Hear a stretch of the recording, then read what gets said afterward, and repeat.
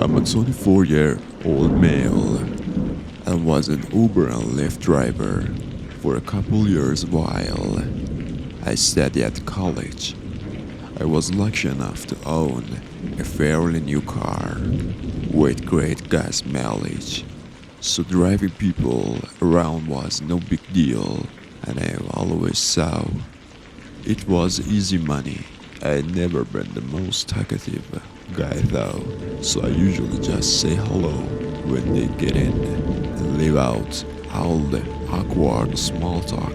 Most of the customers I get were older college students who needed a ride back to the dorms or out to a house party or something.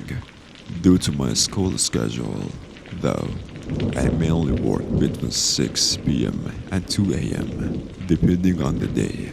This night I had started at the 8, driving around 10 to 15 customers before eventually picking up a guy around 11 p.m. On the app, it showed his pickup location on the side of a small neighborhood road. This wasn't all that unusual, but when I pulled up to his location, I didn't see him anywhere. It was dark though, and the roads weren't very well lit. I pulled off to the side and put the car in park. Looking around, all I could see was a gate up ahead blocking off the neighborhood from regular traffic, so I couldn't go any further. Anyway, I decided to try calling the guy since didn't know what else to do. But after a couple rings, he declined it.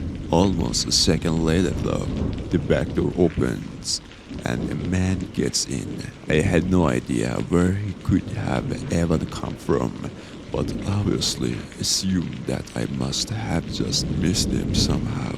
"Hey, are you Tom?" I asked, making sure it was my customer. He replied yeah, quietly.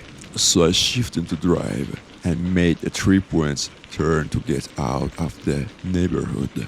I wouldn't say I am the most cautious Uber driver at night, but I definitely pay attention to make sure I don't get stuck in a bad situation. So occasionally I would glance in the mirror to see what they're up to. Doing this, I noticed something was off about the man. He looked like a normal 30-year-old man, but he almost seemed nervous as he was fidgeting with his hands and staring at the floor.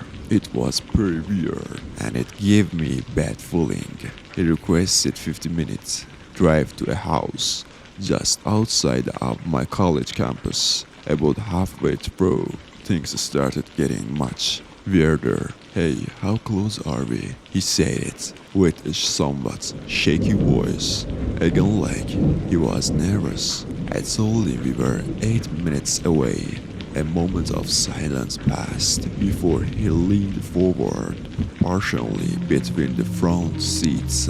"Is everything okay, sir?" He then immediately leaned back in his seat, but didn't respond. We made eye contact in the rear view mirror, but he looked away and began fidgeting again. Obviously, I knew something was off, so I took this chance to look at him in the mirror and try to see if he had any weapons. There were no signs of anything big like a gun, but I wasn't confident whether or not he had a knife.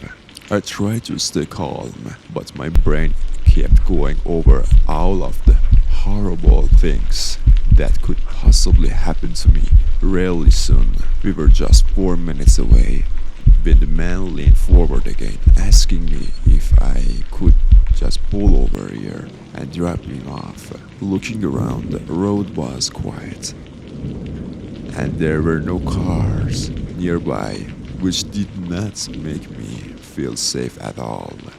Are you sure? Your stop is just a couple minutes away," I said, trying to convince him to let me keep driving. I could get the safer area. "No, drop me off here. I need to get out of here." I slowly pulled the car off to the side. I held my foot down and the brake, stopping the car but still keeping it in drive. I quietly told him to have a good night, hoping he'd just get out. Of course though, he stayed there. There was a really strange few seconds of total silence as neither of us moved or said anything. Then the man suddenly jolted forward, reaching for my phone. I slammed my whole body into his, causing him to drop the phone in the crack between the seat. We continued to struggle as he reached around the front seat, frantically trying to grab anything he could find.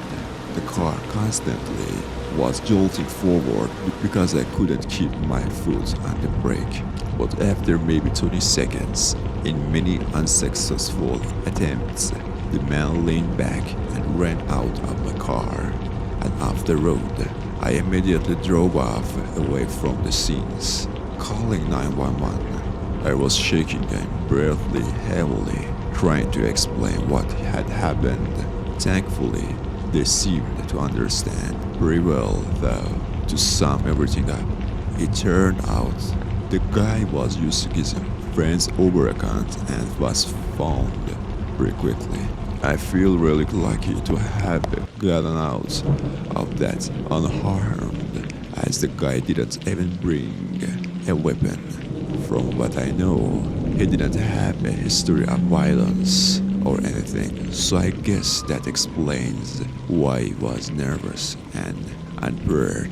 It almost seemed like he didn't even want to do it. I still drive for Uber and Lyft, but I stopped doing really late drives, and I'm definitely a lot more cautious about who I picked up.